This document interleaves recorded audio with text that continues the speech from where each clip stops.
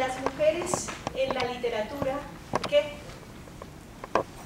Me ha invitado una antigua estudiante de la Universidad del Rosario para dictar una conferencia sobre literatura y género. Un tema tan amplio podría dar para una disertación de doctorado. En algunos contextos, tan desconocido es que terminaría siendo, sin pretenderlo, una charla para historiar y por lo mismo se tornaría denso o para algunos aburrido, poco propicio para el diálogo e instaurador de una sola voz. Dicha opción, asimismo, podría alimentar un tema de moda, de momento, y ese acercamiento está marcado, para mi juicio, por la superficialidad e impulsividad de aquello sobre lo que se quiere hablar para estar en la onda, pero en el fondo se puede carecer de conocimientos para un debate sólido y documentado. Por lo mismo, una conferencia aislada no me parece escenario propicio.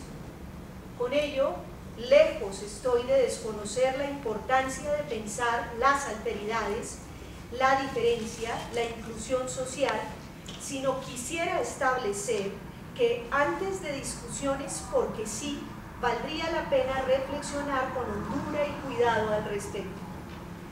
Reflexionar primero desde el silencio y la comprensión anterior a la palabra, pues ésta termina por constreñir un análisis al verbalizarlo antes de aprehender una cuestión en su totalidad y en últimas banaliza.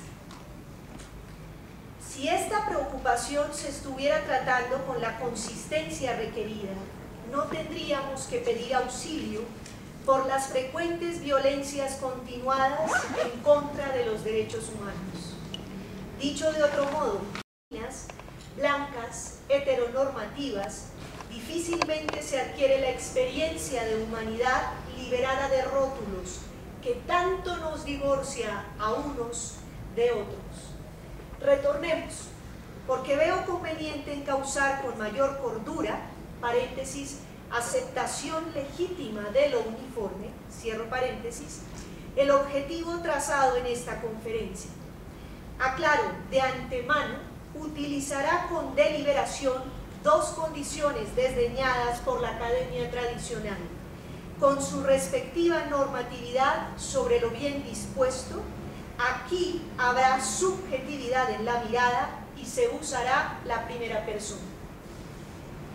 Decía, debido a que las consideraciones destacadas antes no me resultaban pertinentes, analicé entonces una tercera posibilidad para desarrollar aquí. Sería una muestra o semblanza de autoras de distintas épocas para ver en ellas algunas marcas en su escritura a manera de diferencia entre la literatura escrita por mujeres y la escritura femenina. Pensé, no obstante, ese estudio no lo tengo actualizado en forma suficiente y responsable, por lo tanto sería parcial el recorrido. Conclusión, tampoco hablaré de ello. Aunque espero al señalarlo sembrar inquietud, carezco del deseo de crearles verdades y certezas. Llegada a este punto, medité sobre qué debería compartir en esta cátedra.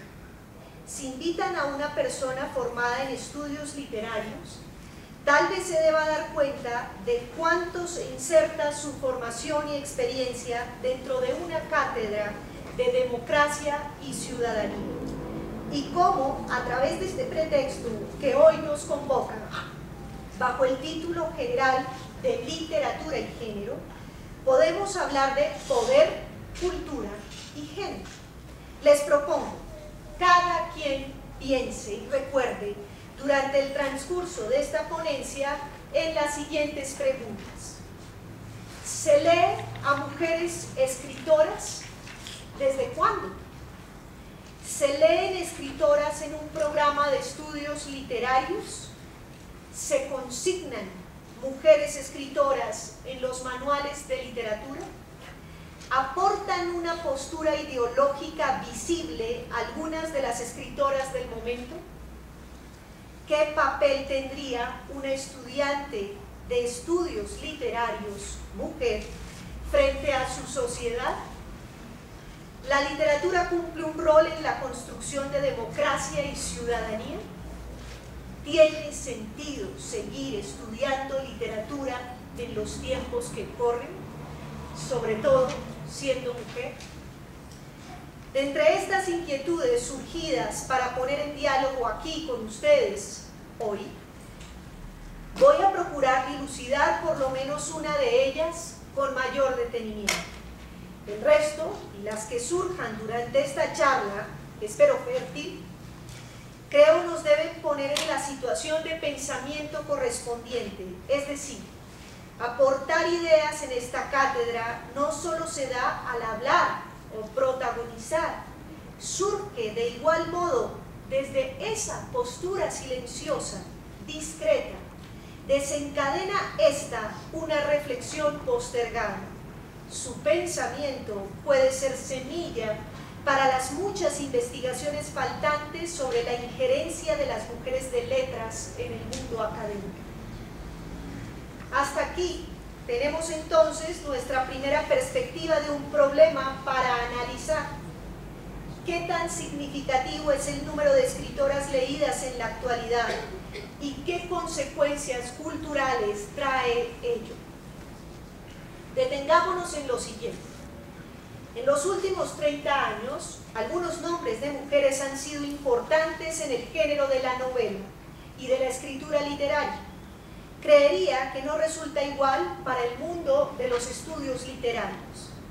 J.K. Rowling es un nombre que no requiere introducción, cuyo trabajo de actualización del mundo medieval, a través de la figura de un niño como Harry Potter, no ha sido merecidamente reconocido en calidad de investigación del ciclo artúrico, por ejemplo, si no se observa a la saga más como el fenómeno de masas producido.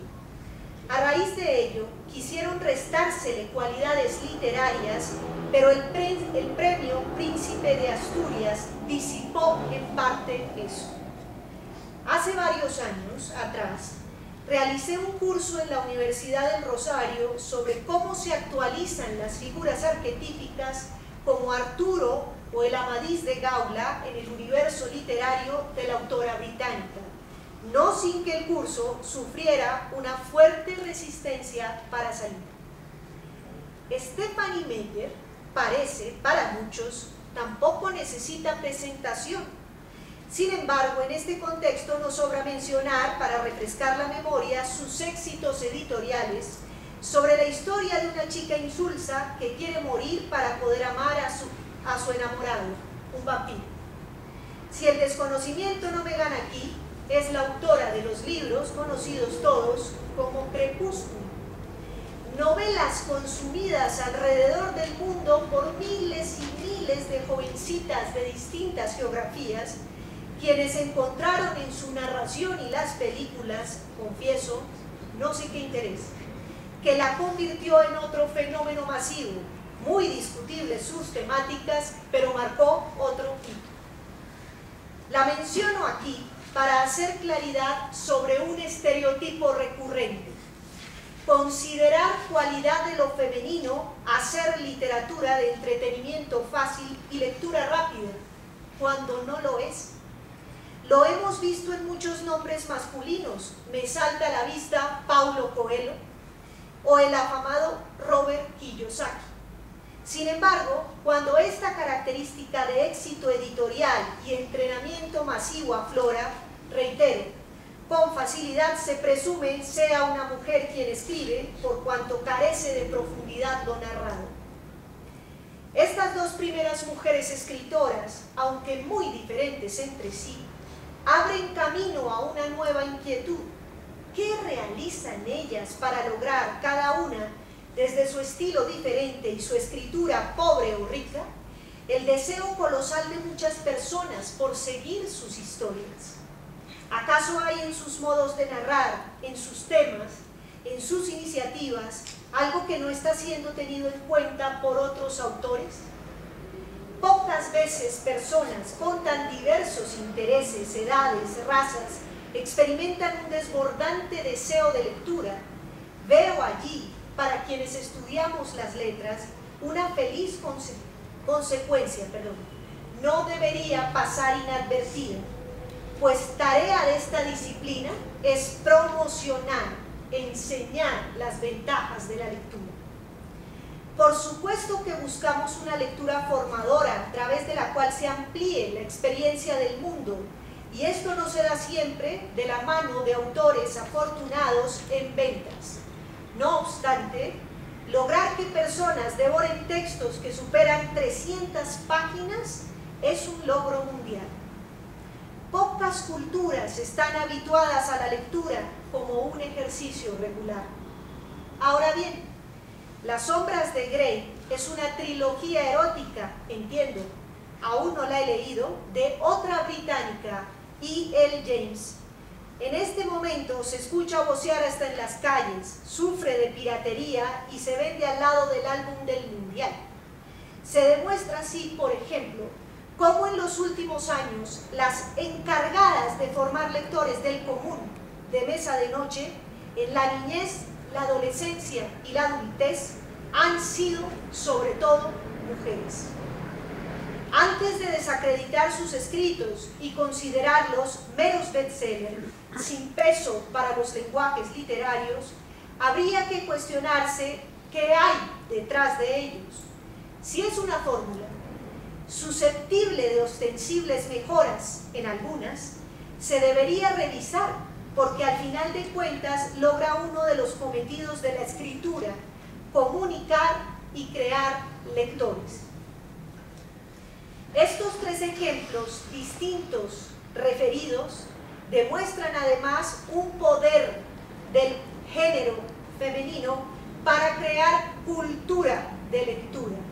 He aquí las tres preocupaciones de esta cátedra que nos ocupa. Voy a darles unas cifras de lo que han vendido estas tres autoras.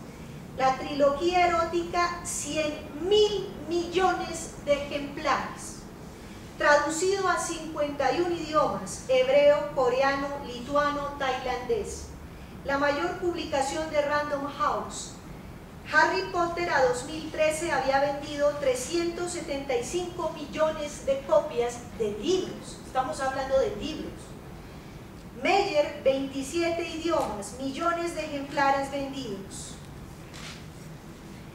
Si este poder sobre la cultura de masas fuera aceptado por las élites intelectuales que encumbran y revisten de calidad a quien consagran, podría hacerse una escritura en Meyer, por ejemplo, más creativa y rica en matices.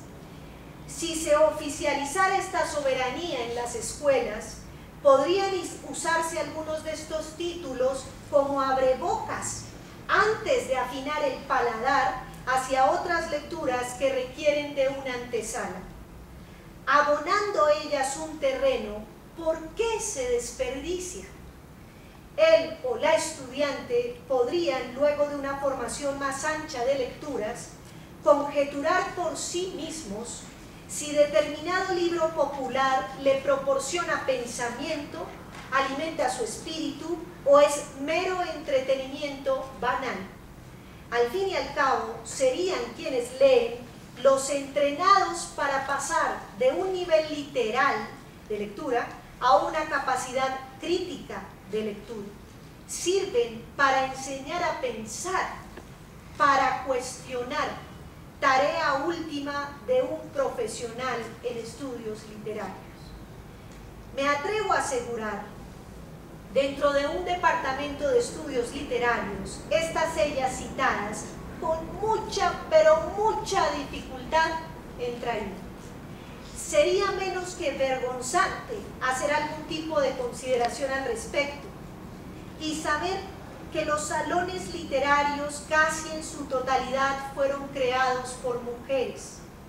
Comprender, sería vital, la importancia de las damas durante el siglo XII en cuanto a su habilidad de lectura por encima de reyes que no sabían hacerlo, y su determinante papel en la conformación de las novelas llamadas en ese entonces román, cuánta labor de muchas ellas se obvia.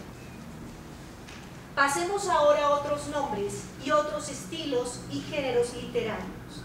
Isabel Allende, autora chilena, goza también de pleno conocimiento por parte de bastantes personas con un bagaje literario actual latinoamericano. Incluso publica tanto que escritores como Roberto Bolaño, autor igual muy vendido, pero él cobra categoría de culto, la compara con Paulo Coelho y suscita así la respectiva conjetura poco grata. Esta autora, por tanto, padece también del descrédito a priori, casi automático, que se tiene frente a muchas escritoras, pese incluso a ser tan exitosas para miles y miles de personas, o quizás se debe a ello. Mujeres destacadas, empoderadas y apoderadas de éxitos, ¿existirá acaso una estrategia de desprestigio? Acusar a mucha literatura de fácil, ligera, lo encuentro muy sustentable en algunos y algunas. Pero frente a una escritora como Rowling, lo consideraría como un sesgo. Comparto una molestia hacia lo intrascendente, lo estúpido, lo superficial, pero no considero esto característica de la escritura femenina. Quisiera señalar aquí que no estoy haciendo ningún estudio literario para defender o atacar a algún libro o autora en particular. Tampoco tengo la intención de criticar por criticar a Bolaño. Quiero sí lanzar una advertencia sobre cómo hay una preparación, yo misma la tengo introyectada, para desatar una lectura perniciosa sobre las mujeres que escriben y peligro. Si la fórmula les sirve y hacen que la gente lea, peor, son consideradas por la crítica como malas. La especializada ni las volteará a ver. Creo hay que detenerse a examinar, libres de prejuicios, con mayor detenimiento sus propuestas, como el caso de Rowling, quien detenta y demuestra un amplio conocimiento del canon literario, el cual le sirve de sustento de creación. Su saga, lejos de ser una literatura infantil, problematiza, entre otras, la soledad del siglo XX, quiebra la tradición del héroe medieval. La autora inglesa feminiza las tradicionales señales del destino heroico por antonomasia masculinas. Harry Potter no es un galán, no es brillante, no es fuerte físicamente, no pretende figurar, prefiere el aparente y criticado final de la saga, el mundo familiar, domiciliado y sencillo. Piensen ustedes, ¿son estas características de un protagonista varón tradicional? Creo que su construcción nada tiene de casual. Si se llega a una conclusión apresurada y sesgada sobre las mujeres cuando escriben y venden por montón, estaríamos frente a una descalificación de facto debida al género, la cual impide, como les decía, darle siquiera categoría de estudio a este fenómeno extraordinario que logran. Leo en este desconocimiento una de las conclusiones desconsoladoras sobre la apreciación tenida hacia la escritura hecha por mujeres.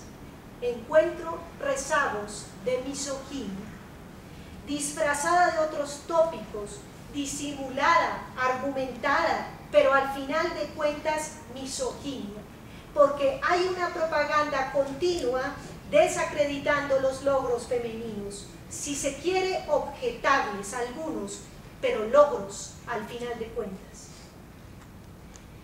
Quisiera recordar también las llamadas querellas femeninas, debates filosóficos, políticos, históricos, literarios sostenidos en toda la Europa medieval desde mediados del siglo XIII hasta el XV aproximadamente, en las cuales intervino por vez primera una mujer, Cristina de Pisán, considerada además como detentora del oficio de escritora por vez primera. Sostuvo argumentos en contra de la supuesta inferioridad femenina, su naturaleza bestial y su ausencia de alma, en contraposición a la naturaleza superior del hombre defendida por siglos. También en su tiempo, su escritura y su protagonismo fueron puestos en consideración. Su calidad quedaba en duda.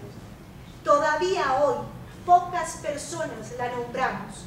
La escritura de ella y la de tantas otras, con rigor o sin él, la historiografía literaria y la historia en general, si las tiene en cuenta, demuestra que fueron por debajeadas de 1 y 1000 modos.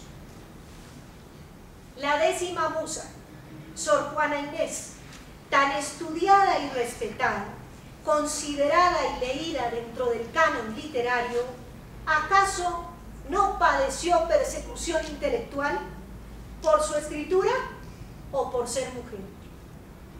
¿Se le puede acusar de escritura ligera? No. Siguió las formas propias del barroco, pero las dotó de una hondura y hermetismo que al final de cuentas la salvaron de ser quemada. Justamente por su audacia y capacidad creadora, su escritura fue severamente criticada, rotulada como demasiado inclinada por asuntos profanos y livianos. Fue obligada con vileza a despotricar ella misma sobre sus escritos y a renunciar a ellos, rúbrica que hace con su propia sangre. Fue aniquilada emocionalmente durante su época. Se le limitó el estudio y se la despojó de su biblioteca, pese incluso a ser reconocida por la intelectualidad europea. Sus publicaciones siempre fueron muy bien recibidas. Tuvieron gran difusión, se podría decir, fue una autora exitosa. Justamente este reconocimiento la catapultó al silencio, obligada miserablemente.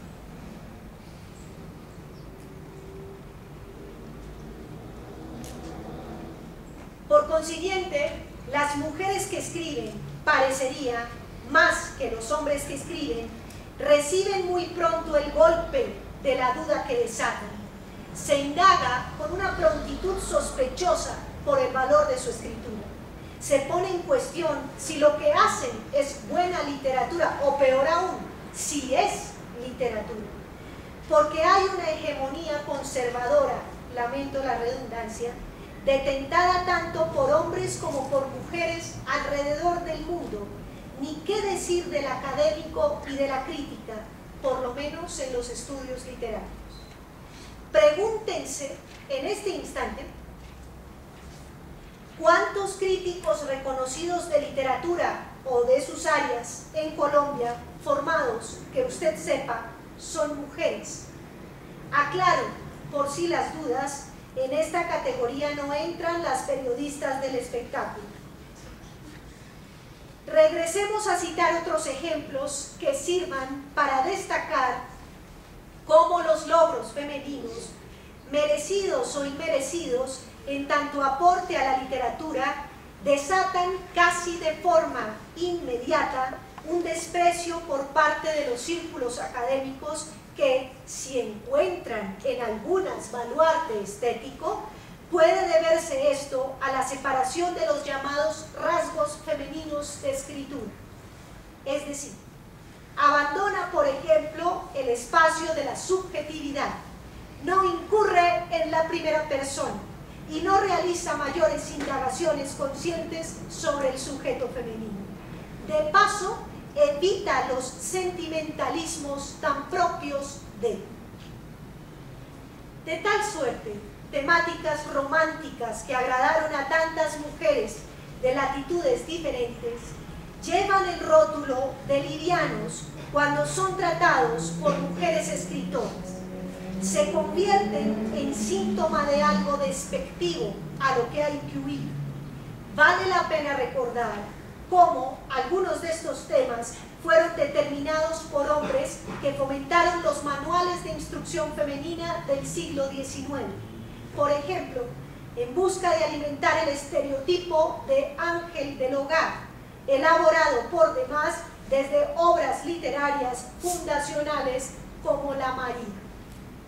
En resumen, por siglos se encaminó a las mujeres a leer un tipo de género de novela romántica o sentimental para promover el valor de la familia o dictar parámetros de comportamiento sobre el deber ser femenino. La publicidad del siglo XIX y principios del XX todavía condicionaba a las mujeres sobre cómo deberían ser para gustarle al varón y hacía énfasis en los temas llamados propios de su sexo, motivos también de temas literarios. No obstante, cuando es una ella quien asume la tarea de narrarlos, entonces se concibe con estatura inferior a la que podría darle un autor masculino, quien, de seguro, le daría un giro estilístico al lenguaje engrandeciendo. Al respecto, quisiera pasar ahora a una narradora de esta corriente muy conocida entre una generación un tanto mayor. Su nombre, Corinne Tellado. Estuvo relacionada con una revista muy popular de los 80, Vanidades. Fue muy, pero muy leída y conocida por algunos círculos, no por ello reconocida entre los estudios literarios. Escribió muchas novelas de amor por largo tiempo. Referirla siquiera en una cátedra como esta podría ser considerado por algún asistente como algo impropio y que ya roza en la estultez por parte de quien les habla. Si esto resulta así, volvería a preguntar, ¿por qué reaccionamos de forma tan impulsiva frente a nombres femeninos que escriben? Independientemente del público para el que escriban, eso, insisto, es la constante. Una desaprobación inmediata, automática, salta a primera vista y ataca la producción femenina con o sin argumentos. Más allá de la sospecha evidente, su género será el primero oprobio para atravesar, incluso entre muchas de sus congéneres. ¿Sabían, por ejemplo, ustedes que Corinne Tellado, como señala ante su muerte acaecida en 2009 el diario El País, fue, cito, la autora, la más leída en español después de Miguel de Cervantes Saavedra, autor del Quijote? Nació en la localidad de Villaveles, en la región de Asturias, el 25 de abril de 1926. Publicó a lo largo de su vida más de 4.000 novelas, 4.000 novelas románticas, de las que vendió 400 millones de ejemplares, consideradas un antecedente de la telenovela actual. Es la mamá de las telenovelas. Cierro cita. Estadística elocuente sobre esta disciplinada autora, desterrada de plano de un aula universitaria. Soledad Acosta de Sampedro, otra señora escritora nuestra, incursionó en varios géneros, no solo literarios, sino creó el primer periódico para mujeres conocido en Colombia. Una visionaria nata de las problemáticas que aquejaban a las mujeres de su tiempo, ahora ha salido, en parte, de los escenarios umbrosos y ocultos de escasísimas académicas que la admiramos, para observarse en la última década un relativo reconocimiento sobre su figura. Pero con ello entró en el mundo de las mujeres, sobre las que se explora en la superficie, pues en el fondo se siguen despreciando, no se leen. Doña Soledad no tiene aún el merecido puesto en la historiografía literaria colombiana, y tengo claro, no habrá mayor difusión de su obra. Su exquisita novela Dolores, publicada el mismo año de La María, 1867, no sería puesta en consideración como mejor novela fundacional que La María, que es horrorosa, ¿no? Me imagino ya habrán leído. Novela corta, cuestionadora del orden social, con posturas filosóficas de avanzada para el siglo XX colombiano sobre la existencia de Dios, exploradora de la hondura de la psiquis femenina de un personaje literario que poco o nada se tuvo en cuenta. Por largos años, esta escritora vivió literalmente almacenada en la sala de raros y manuscritos de la Biblioteca Luis Ángel Arango, ajena a la cantidad de investigaciones que podrían hacerse a partir de su obra. Como señalé, incursiona en distintos géneros: el ensayo, la novela, el cuento, y diferentes disciplinas: la literatura, la historia y el periodismo. Su situación no es única. Pensemos en nombres del siglo XX y XXI para ver cuántas investigaciones hay sobre Elisa Mújica, Meira del Mar, Alba Lucía Ángel, entre tantas otras, solo colombianas, por dar un ejemplo. En más de una ocasión, he sentido y verificado, asistimos a una época en la cual se supone hay prelación sobre los estudios de género, se tiene en cuenta a la población LGBTI, se piensa en inclusión social para personas en condición de diversidad, se atiende al adulto mayor, se habla sobre la población afrodescendiente, se quiere con la palabra de moda visibilizar a minorías como los indígenas o los campesinos, en fin. Siento una suerte de contentillo superficial que se ha querido crear, una cortina de humo que tapa problemáticas de hondura incalculable, no superadas en lo más mínimo. Su forma de aceptación es la diferente, pero no el fondo. El respeto y las oportunidades, la justicia que como humanos cada ser sobre la tierra tendría, no es universal. Suele ser tristemente todavía primero para el varón blanco, económicamente sobresaliente, occidental. Todo este maquillaje de nuestra época es justamente eso, maquillaje, porque en la realidad la misoginia sigue vigente. Ni qué decir de las problemáticas de otros sectores de la sociedad.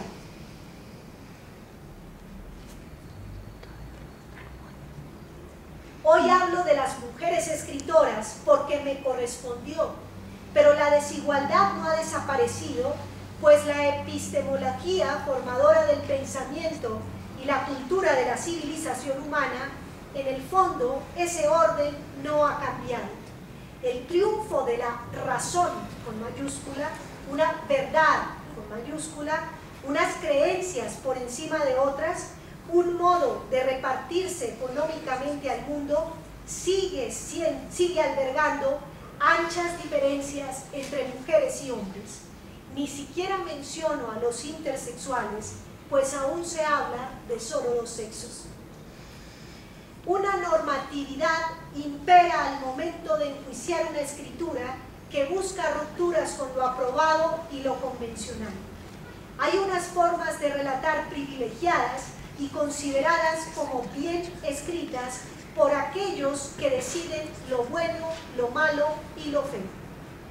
En el mundo de las letras, casi siempre se trata de hombres, literatos, críticos, varones o periodistas con ínfulas de intelectuales, principalmente hombres con poder económico. Mis propios gustos han sido moldeados en gran forma por todas las lecturas consideradas correctas y formadoras. Yo misma, aún ejerciendo crítica literaria, me vi restringida al momento de elegir algunos escritores, y una de las mujeres que les nombro no me he tomado el tiempo de leer ni lo haré, vampiros. Pero al margen de mis gustos literarios, me inquieta sí lo que les he señalado. El piloto automático de desprecio se enciende frente a temas por los que se inclinan algunas escritoras, en contraposición a la pausa que puede hacerse cuando quien escribe es un hombre. Hagamos un recuento de lo dicho hasta aquí, para contextualizar además otra pregunta a dilucidar.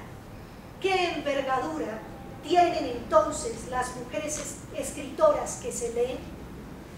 Los nombres destacados aquí de mujeres de épocas distintas, países diferentes y géneros literarios diversos, vemos han tenido una notoriedad, algunas de ellas universal.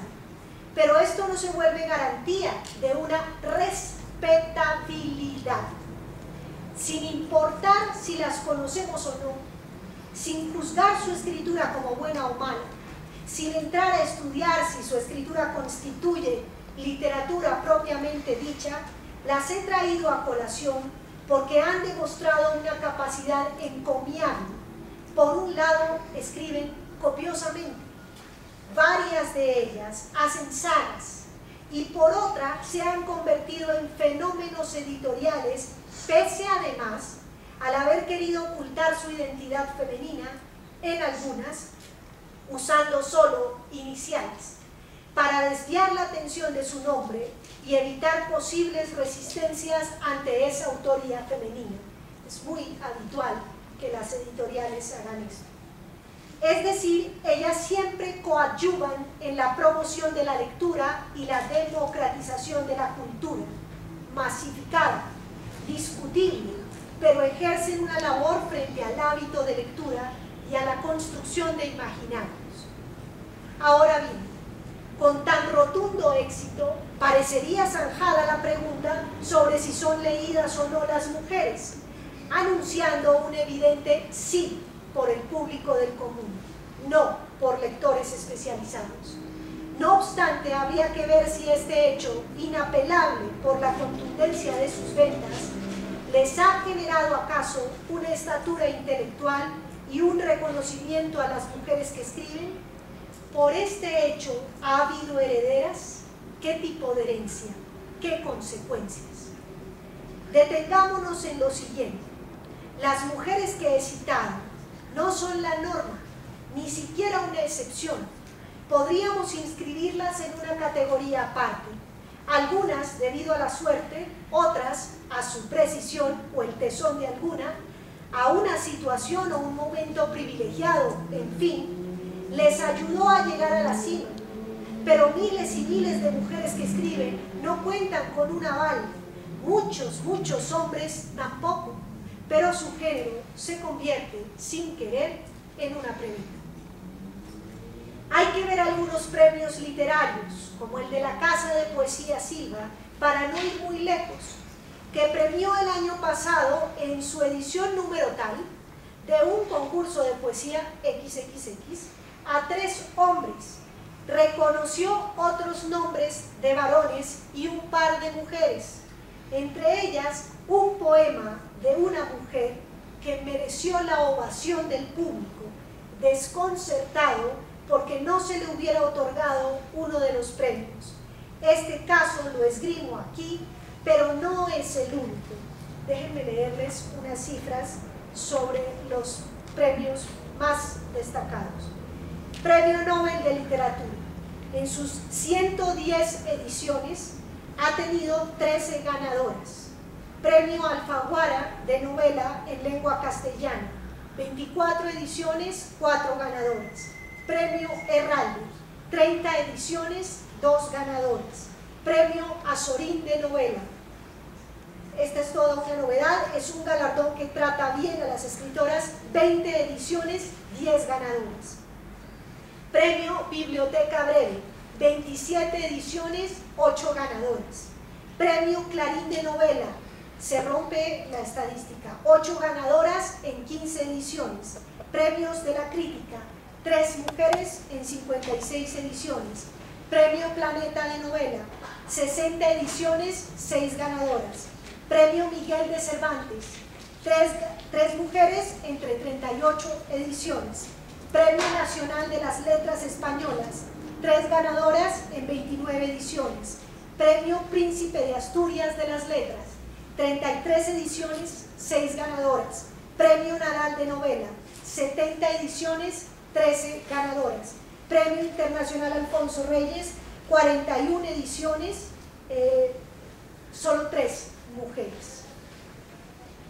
En este punto, alguien podría señalar, pero también la Academia Sueca ha reconocido nombres de mujeres últimamente y se las premia, ¿no alcanzan así el reconocimiento que merecen?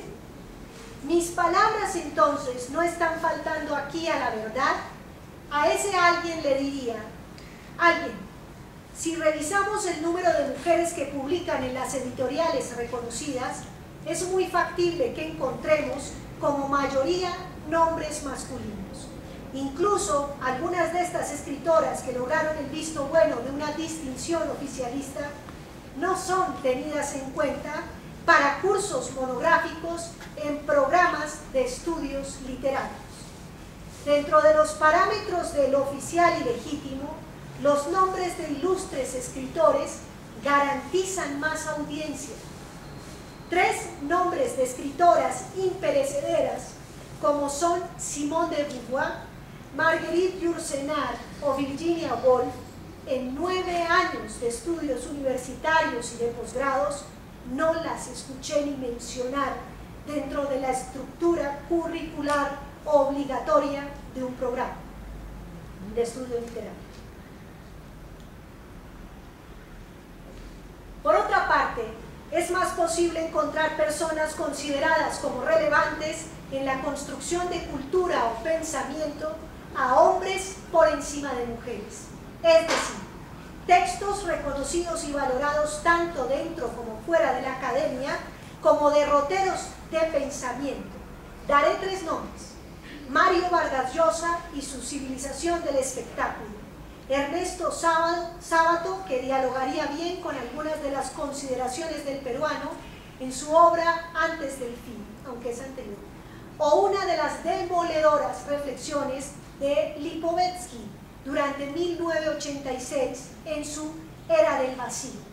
Son ejemplos sueltos de cómo no resulta fácil encontrar obras de tanta injerencia y reconocimiento generalizados en la reflexión del siglo XXI en boca, o mejor, en tinta de una mujer. En crítica literaria o historiografía y teoría literaria se leerán un porcentaje altísimo de hombres, forjadores de los parámetros críticos con los cuales se juzga a un texto. Tengo otro dato también. Por ahora tengo 2 datos de las editoriales. Este primero que les voy a leer es de 1999. La suma total de títulos publicados por las 7 editoriales principales, Alfaguara, Destino, Planeta, Plaza y Janés, Seix Barral y Tusquet, es de 129 autores de lengua española, de los cuales 98 son hombres y 31 mujeres. En 1999, Hyperion, Luhmann, Tusquets y Visor publicaron obras de 32 poetas en lengua española, de las cuales 7 son mujeres, 22%. Permítanme traer a colación una anécdota sobre Hannah Arendt, prestigiosa y célebre filósofa alemana que dedicó parte de sus estudios a entender la naturaleza del mal y fue sancionada, repudiada y tergiversada precisamente por dar cuenta de su pensamiento en el New Yorker, cuando la contrataron para dar su opinión sobre un funcionario de la SS en los juicios de Nuremberg, y ella lanzó la polémica teoría sobre la banalización del mal. Perdió parte de su reputación debido a esta tarea. Cito: sus adversarios llegaron a ser muchos. El filósofo Isaiah Berlin no quería ni oír hablar de ella, y el novelista judío Saúl Bellow afirmó que Arendt era, cita dentro de la cita, una mujer vanidosa, rígida y dura, cuya comprensión de lo humano resulta limitadísima. Fin de cita. Sigo dentro de la cita. Aunque otra conocida escritora, Mary McCarthy, publicó en Partisan Review un largo ensayo en apoyo de Eichmann en Jerusalén. Así, el libro de Arendt generó en los 60 toda una guerra civil entre la intelectualidad neoyorquina y europea. Cierro cita. La cineasta Margaret von Trotta llevó al cine la historia de vida de Arendt 37 años después, y curiosamente la sufrió de un fenómeno semejante al padecido por la académica. Se encontró con mucha resistencia para poder presentar su película y de paso volvió a desatar la polémica sobre la filósofa. No resulta casual que quien hace una reseña en la película del diario El País, en el diario El País sale esta reseña, sea otra escritora, mujeres leyendo a mujeres, viendo cine hecho por mujeres. Hasta este punto he querido sustentar, y espero se pueda colegir, que las mujeres narradoras primero pueden volverse expertas en contar historias de ficción sobre relaciones humanas y mayoritariamente sobre relaciones de pareja desde la ficción, pero esas mismas autoras no serán tenidas en cuenta fácilmente en la reflexión o la construcción del pensamiento fuera de la ficción. Segundo, el mismo tema tratado por hombres tendrá otra consideración posiblemente más halagüeña. Tercero, sus logros suelen asociarse con fenómenos que restan valor o dejan en duda su talento.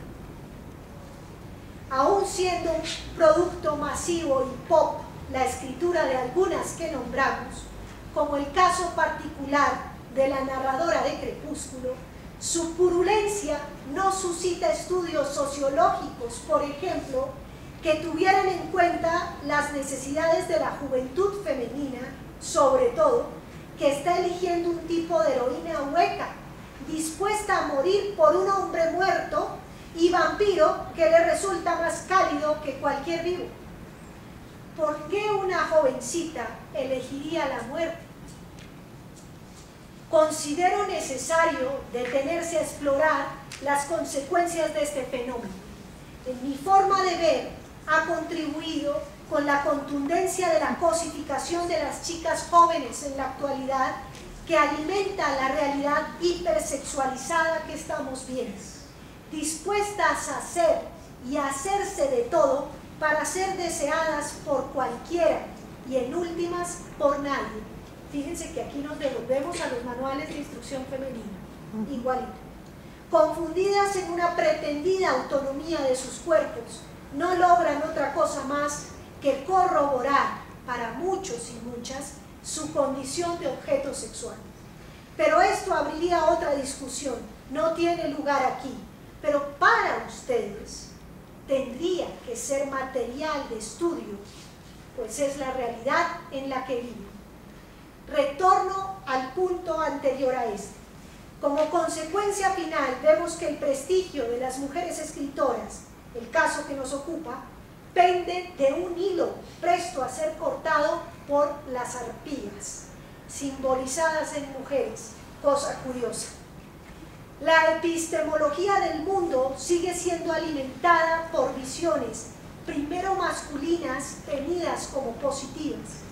Será más fácil que conozcamos el valor de líderes políticos masculinos, negros, por ejemplo Mandela, y desconozcamos el valor, el peso y lo determinante que fue la figura de Winnie Mandela.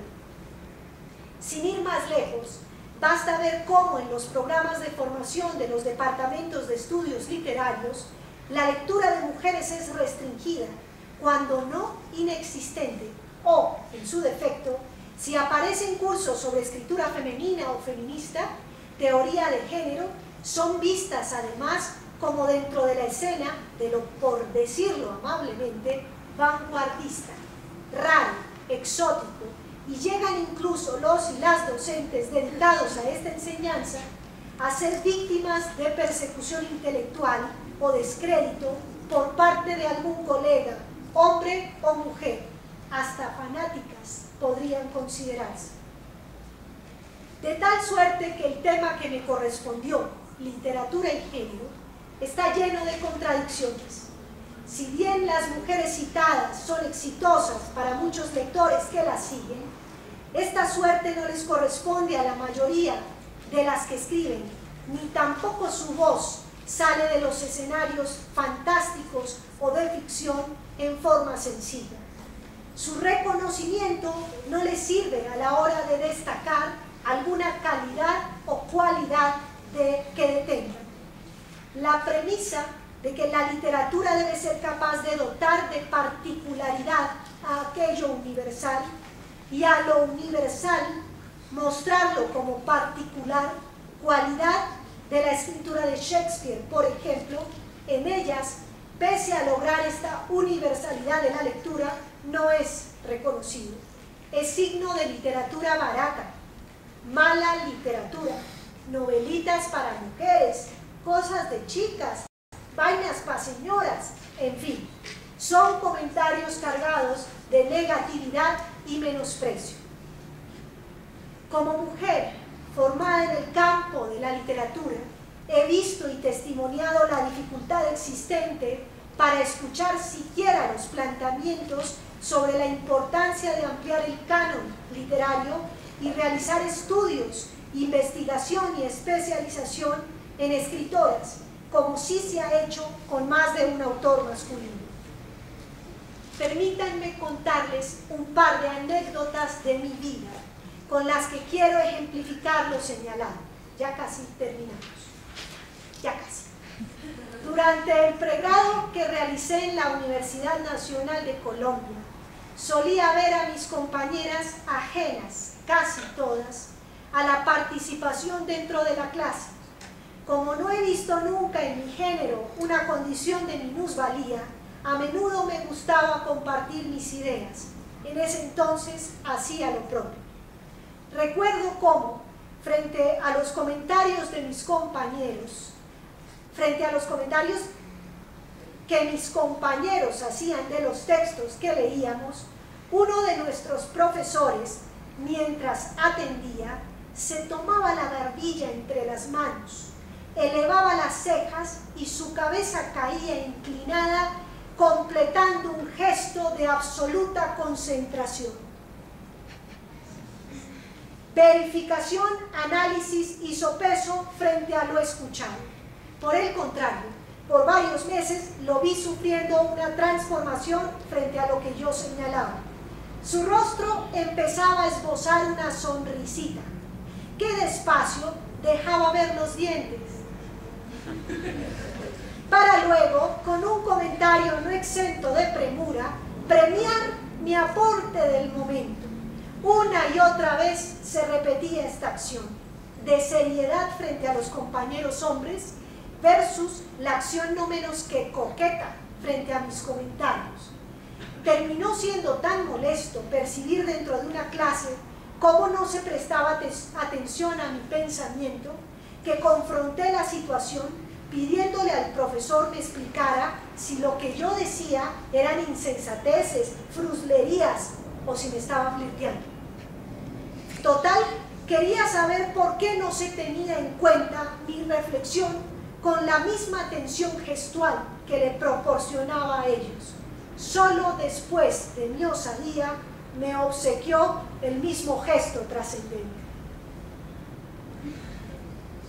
Años después, para graduarme, decidí hacer una tesis que estudiara la obra de varias mujeres escritoras y diera cuenta de los rasgos que encontraba enfrentándolos a autoras de sus mismas épocas en algunos casos. Mi monografía fue motivo...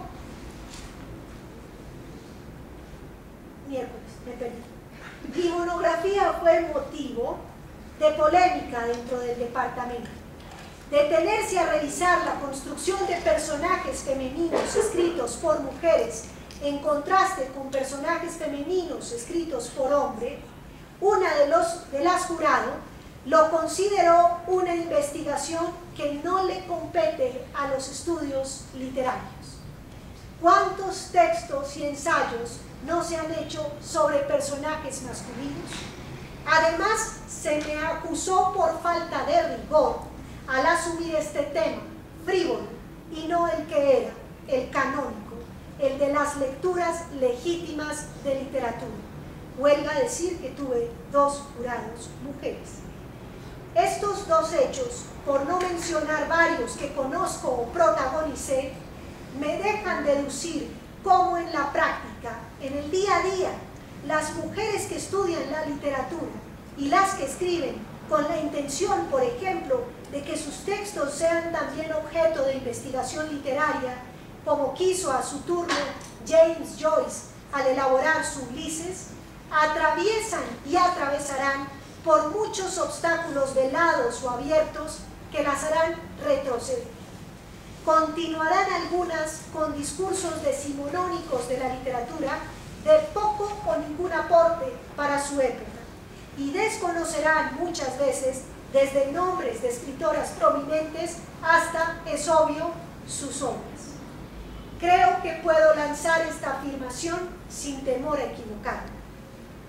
Estando aquí con ustedes hoy, no dejo de pensar cuántos o cuántas pueden considerar que perdieron el tiempo con esta conferencia, puesto que no está dando cuenta de una escritura objetiva, académica y formal, que demuestre el conocimiento o dominio sobre el tema y no se convierta, por el contrario, en un espacio para la opinión propia, insulsa o subjetiva.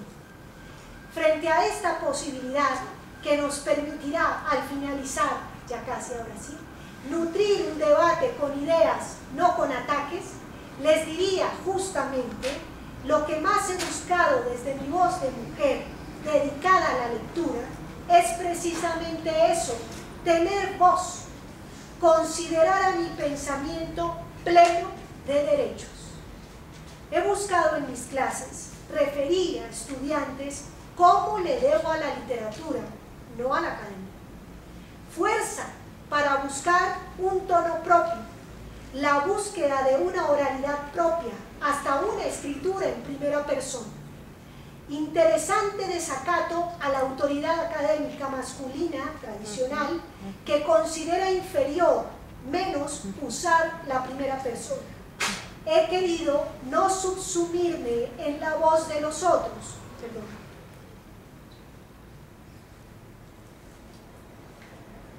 Como si mi tarea fuera solo refrendar, repetir una cantinela, demostrar que no hay fisuras en el pensamiento, sino permitirme, por el contrario, ensayar, fallar, ¿por qué no? Especular con mi pensamiento, para que otros se sumen y me contradigan, den sus puntos de vista, exista diversidad. Todo aquello que conforme y elabore un pensamiento construido por un nosotros, nosotras, un pensamiento plural para admitir la diferencia, hacer cultura, contribuir en la formación de conciencia, porque quien lee o quien escribe está de frente a su época. Por más de que haya disociación con la esfera real mientras escribe, algo se filtra de ella. Algo de lo que vino en suerte demuestra su escritura. Por tal motivo, mi intención también es hacer parte de las letras estudiadas sin que ello termine dejándome por fuera de la realidad que me correspondió y me exima de hablar con y en el mundo. Me considero una privilegiada, sí.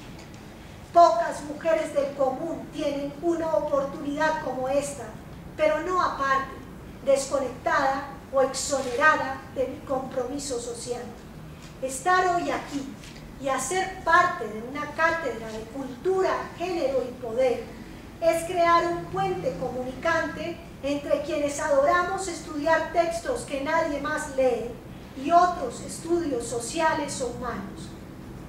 Es dejar de estar encerrados en encuentros entre especialistas que no promueven ni siquiera la lectura, porque las más de las veces asisten para rivalizar con elegancia y elocuencia entre ellos y competir así por quién es más erudito que quién, muy a la usanza expuesta en el prólogo del fabuloso Quijote, siempre tan actual, cuando el editor le dice al escritor que basta con usar uno que otro latinajo o expresión en griego para quedar bien frente a los demás y ser considerado como un escritor que vale la pena. Pero excusen esta última digresión. Les decía, estar aquí me parece una oportunidad para estrechar lazos con otras disciplinas y ofrecerles una imagen diferente de la formación en estudios literarios, para que vean cómo pueden resultar aportantes su historia personal, cómo hacerlos dialogar con otras formas de conocimiento. Quisiera invitarlos además a acercarse a distintos autores y autoras y tomarse el tiempo de advertir el uso del lenguaje que tienen, la visión del mundo que conforman, e inferir dentro de ella la posibilidad de una visión de género. Eso es democracia literaria. Permitir que existan voces diferentes sin pontificar unas más que otras. Construir rupturas. Creer en las literaturas por encima de la intocable y singular literatura. Gracias.